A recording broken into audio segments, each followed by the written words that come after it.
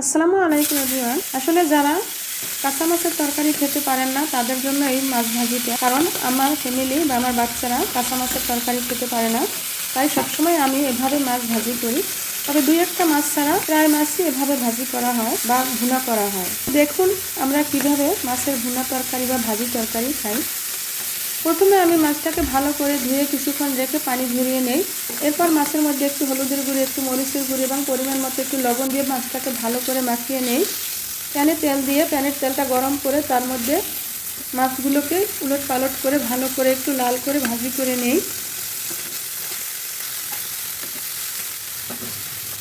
Please না টেনে সম্পূর্ণ ভিডিওটি দেখুন।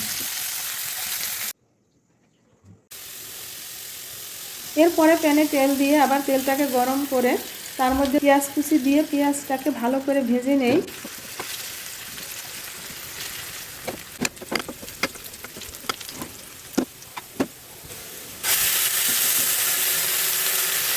পেঁয়াজ বাটা দিলাম,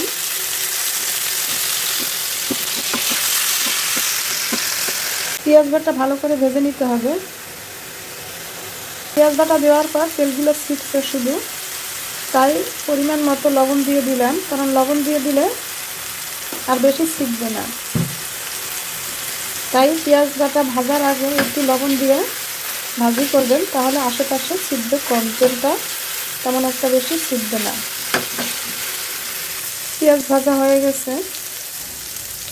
পেঁয়াজ ভাজা হয়ে গেলে তার মধ্যে আমি একটু হলুদের গুঁড়ো, একটু মরিচের গুঁড়ো এবং একটু ধনিয়ার গুঁড়া, পরিমাণ মতো লবণ দিয়ে ভালো করে মশলাটাকে কষিয়ে নেই। এখন এর মধ্যে আমি একটু পানি দিয়ে দেব।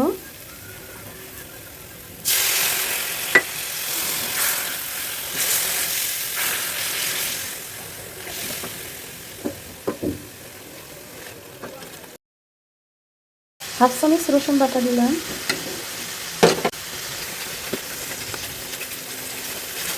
মশলাটাকে ভালো করে কষিয়ে নিতে হবে। মশলার উপরে তেল দিয়ে উঠেছে, অর্থাৎ মশলা কষানো হয়ে গেছে এবং কড়াইতে মশলা লেগেও যাচ্ছে। এখন আমি পানি দিয়ে দেব।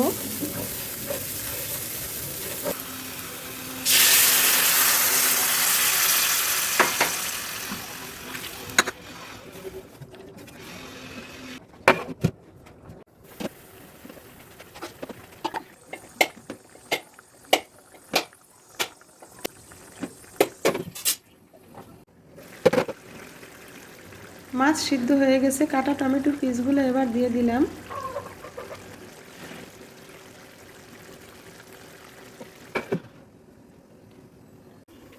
টমেটোগুলো সিদ্ধ হয়ে গেছে, এবার ধনেপাতা দিয়ে দিলাম।